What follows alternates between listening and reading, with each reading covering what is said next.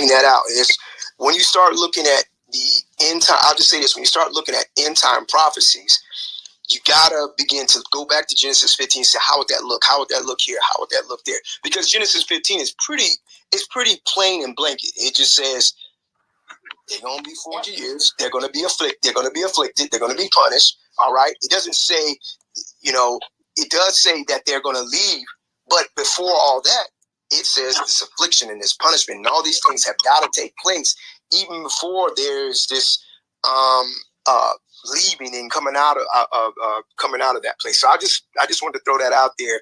And like I said, with the whole Egypt thing in in Jeremiah 23, it says the talking about the Egypt of the first Egypt, it won't even be discussed no more. But from the land of the north, I'm not saying it's North America. All right, I'm not going to interject that in there.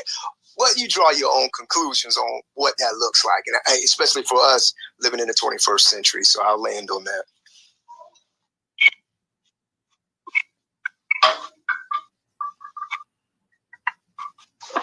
Hey, I would say this: the 400-year situation that Santonio spoke of, I understand that thought. But what's interesting to me is the H.R.1242 claim. The H.R.1242 does not claim that African Americans have been in the United States since 1619. It just recognizes the presence of Africans in the English colonies since 1619. But unless y'all want to take Florida and South Carolina away from being part of America, the first slaves, 50 slaves, were brought to the United States in modern-day Florida by the Spanish in 1556. So you got Point Comfort, Virginia, when the two English pirate ships, not even like the British, no, two pirate ships. The White Lion was the first one. The Treasurer was the second one. They stole slaves off of the Juan Batista, which was a Spanish ship that was taking slaves to Barbados, because they have been taking slaves to Barbados since 1505. They robbed that ship and brought 20 Negroes to Point Comfort, Virginia, and sold them there. But the first time that blacks came to American shores, because the United States of America didn't exist in 1619. The British had 13 colonies, the Spanish had 2, and the French had 2. The Spanish, St. Augustine, Florida, 1556. So I think H.R. 1242, while I understand how some use it, if you're using it to say that the United States Congress is acknowledging that Africans first came to America in 1619, that's not true. They're only recognizing the presence of Africans in the English colonies. But I'm telling you that slaves were already in the Spanish colonies of America in 1556, because the English got into the slave trade late. The Spanish had already perfected the slave trade and were pushing Negroes all in what we call the modern day Caribbean. Barbados became the grounds. In 1636, the English started their experiment on the sugar plantations of Barbados. And after mastering them for 20 years, then they started to bring slaves in mass around the 1670s. But in 1619, those 20 or so slaves that came on the White Lion, which was an English pirate ship, we already got the records. I got the writings from Hampton University in the Hampton History Museum. Y'all know Hampton, VA, which actually tells you, as far as they don't know what happened to each black, but the ones they have on record, almost all of them brought their freedom, and a couple of them actually became very wealthy Negroes. So what I'm saying to you all is that it is a fallacy to say Negroes started to come to America in 1619. No, that's just the English saying, well, the first ones that we got on record in our colony is 1619, but the Spanish got their records from 1556 in Florida. St. Augustine, Florida, is the oldest city in the United States, by the way. But technically, so it's a fallacy. It's a fallacy. Can I say one thing? Just be conscious to one thing. Hold on one second. I gotta say this. Because I'm getting ready to explain something on Zadok's side where I see the flip side of this. When you talk about 1619 and you talk about Florida, Florida was not considered at that time to be a part of the colonies in the concept of building America.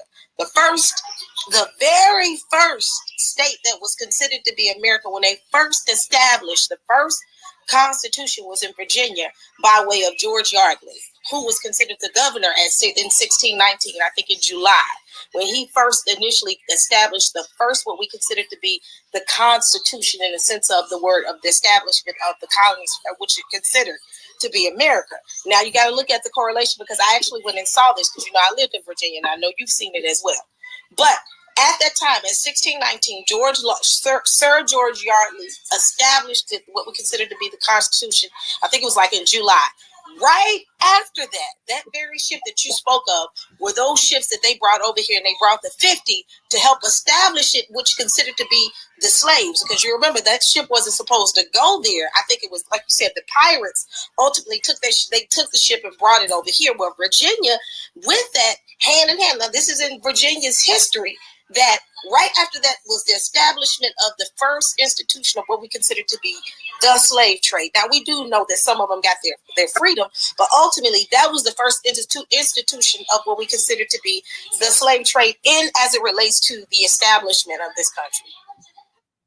Yeah, I don't agree with that. I think what is happening is you're only concentrating on the English colonies, but America was not just the English colonies. It was simply that. The English colonies that is not the start of America. It's just not.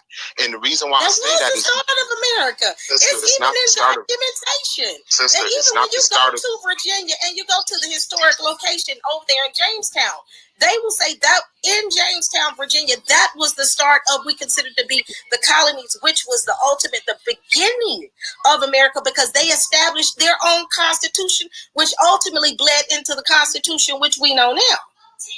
Sister, you're talking about 1619. Yeah.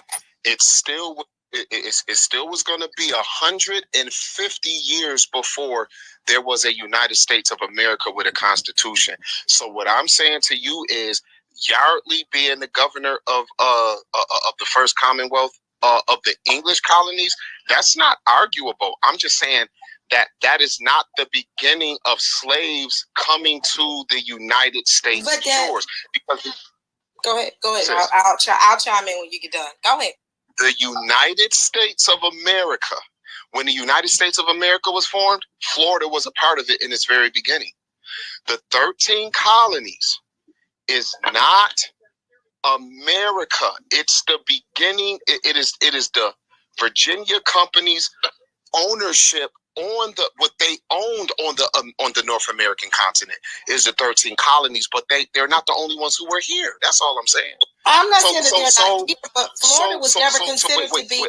Florida was never considered to be America, though. Then. No, it was. When the United States of America started, Florida was already there because the Spanish had already sold Florida to the British. The first state that was ever considered to be a part of the U.S. was considered to be Virginia. Virginia is the very first. I lived in Virginia. Virginia is the first. Florida was I'm not saying Virginia. Part of the United States. Sis, I'm not saying Virginia is not the first. It's just the first state with a constitution. That's all it is. No, it's the first state that's considered to be a colony of the United States. That's the very first state. Florida didn't come into being a part of the actual U.S. itself, far as what we consider to be America. It's much later. Sis, when did the Spanish sell the territory of Florida to the British? I'm not knocking that. I'm talking about the establishment of the United States. The very first. There was no United States. The that very did not first exist. In 1619, that was the first representation of a legislative assembly under the Constitution, what we consider to be the U.S. There was the first draft of what we consider to be a Constitution. Yes, but you're calling it sis. You're calling it sis. I just don't agree with the way that you're trying to use it.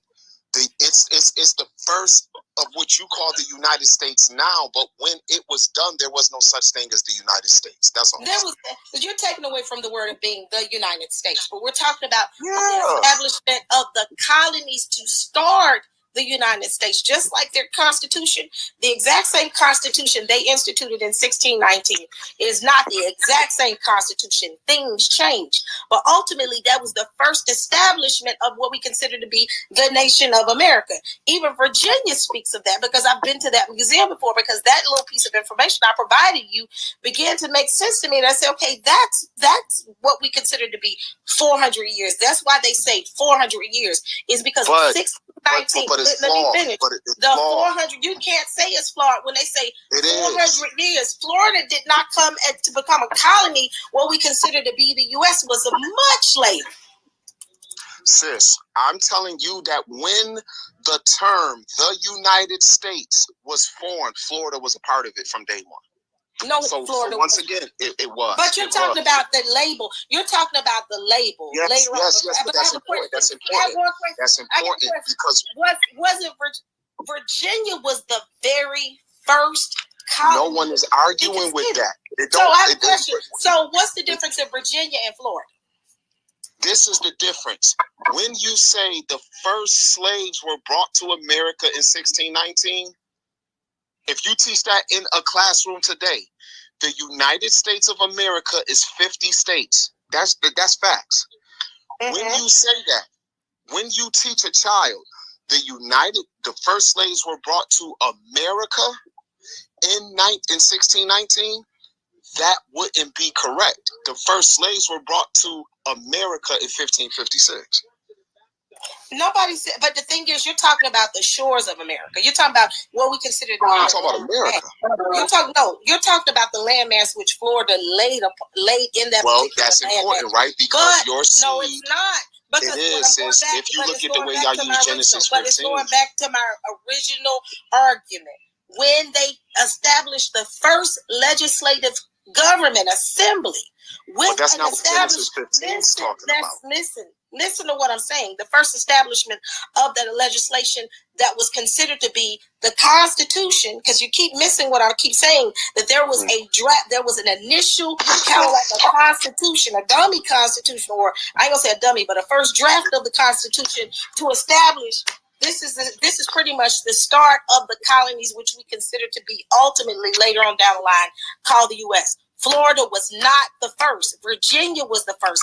At the time that they established that first, in July of 1619, October of 1619, was these slaves that you're speaking of was placed in that particular port where they were to begin the development of what we consider to be the nation. It was the Constitution first, then the slaves. The slaves built this particular nation, which we ultimately call the U.S. The Constitution was established first. So if you look up what is the oldest city in the United States, what city is going to come up? But when you look up what's the first state that's considered, no, sis, don't do that. Sis, don't do that. And the reason, sis, Zadok, you said Florida is the first state that was considered to be a U.S. country. No, I did not. That never came out my lip, sis. But that's what you're making it seem. No. No, that's not what I'm doing. That is not what I'm doing. I know exactly what I'm saying. Genesis 15 says your children, your seed will be strangers in a land that's not theirs. So what I'm saying is, I don't care who had the first constitution. On this land, if we want to claim to be Israelites, the first Israelites brought to this land was 1556. I'm not talking about the ratification of constitutions or anything. Florida as one of the states. I'm just saying, when the United States of America was formed, Florida was a part of that from the beginning. It's what you're talking about is different. Florida was not. When the United States, the colony of Virginia was the first colony to be considered a part of the United States. Okay, so if I go read the source, I have a question. What's the first state that was considered to be a part of the United States? What was the first state? What's the first state? What's the first state? Sis, I don't care what the first state was, because that's not my yes, you do, argument. because you're not going to dance past that. You know you my brother, and I love you. Sis, you're not going to dance past that, because Virginia you're was saying considered something to I'm be not the saying. first. Sis, you're saying something I'm not saying. I never said, sis, in order, sis. Look up Sir George Yardley. I know about Yardley. The first establishment of what we consider to be a constitution.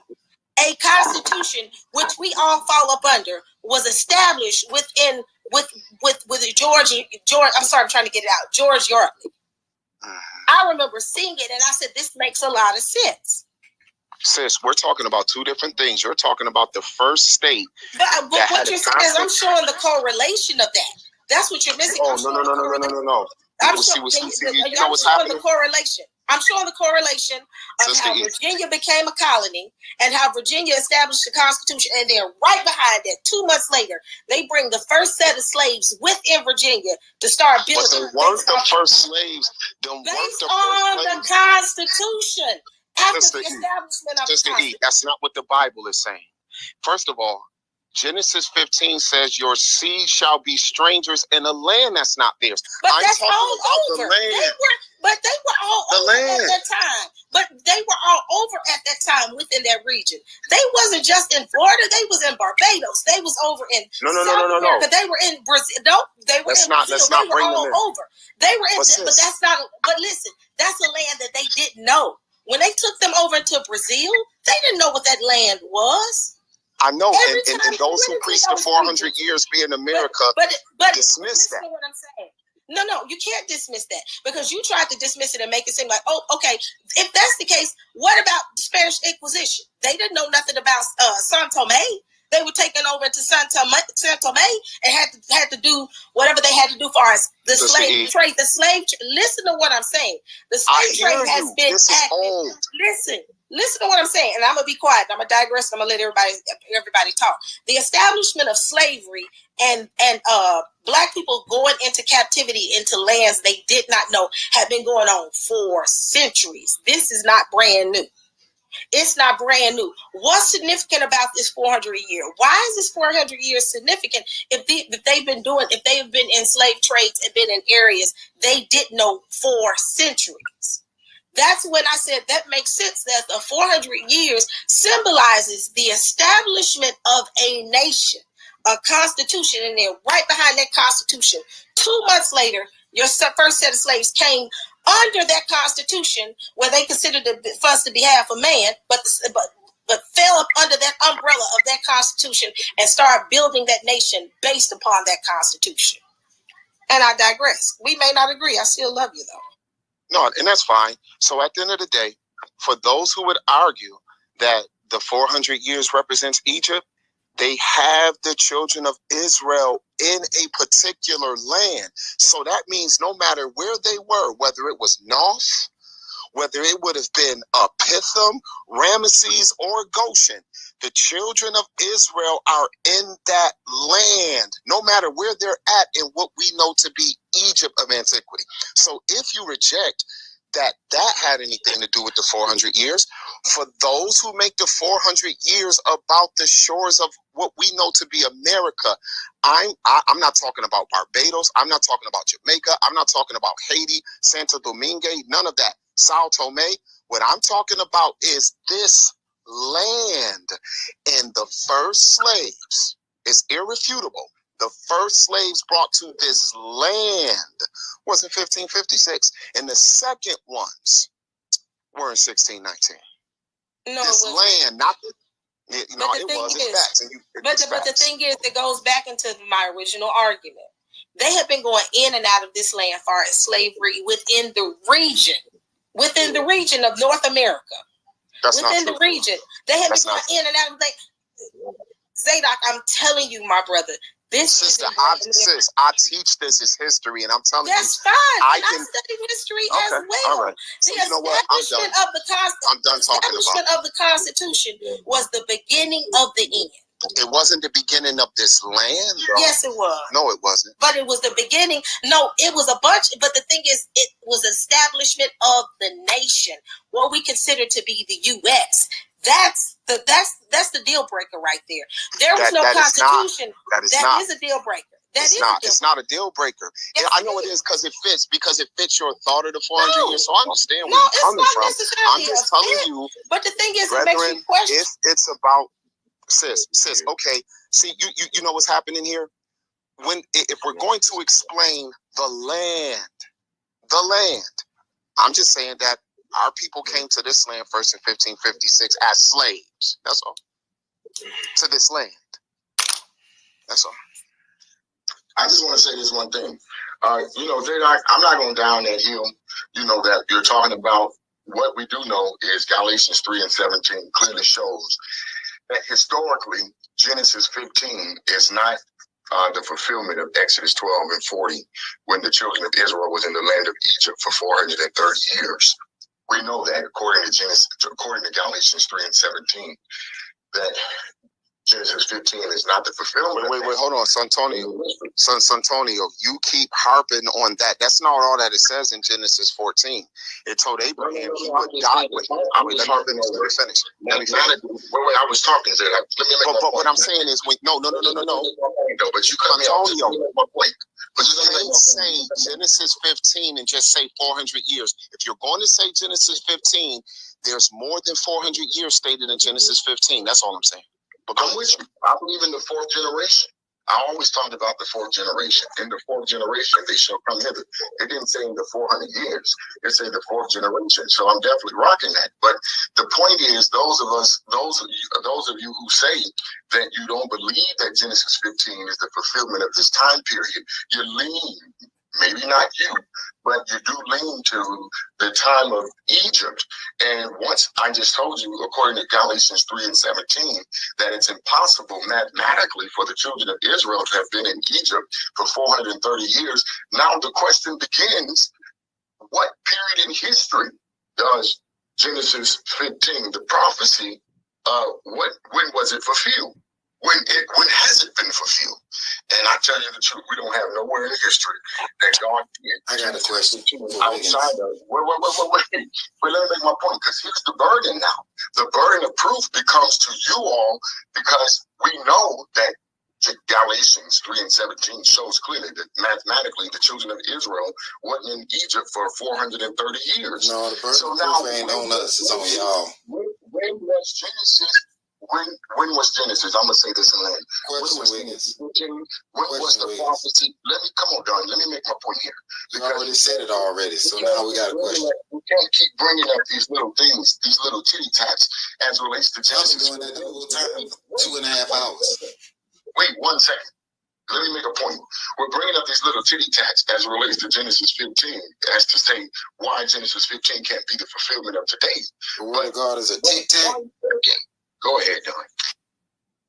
Is that what you just said? So I'm going to chime in. You can jump in on it. But I'm looking at an article, and it's the exact article that I was speaking of, and it talked about it, and it's in the Times. And it said 1619 represents a landmark in a long history of slavery in the English colonies and the beginning stages of what we would be considered the institution of slavery in America. So it goes back into that 1619, the establishment of Virginia, which ultimately was the beginning phases of building what we consider to be America. Because we're still not going to neglect from the fact that Virginia is considered to be the first state to be a part of what we consider to be the Americas.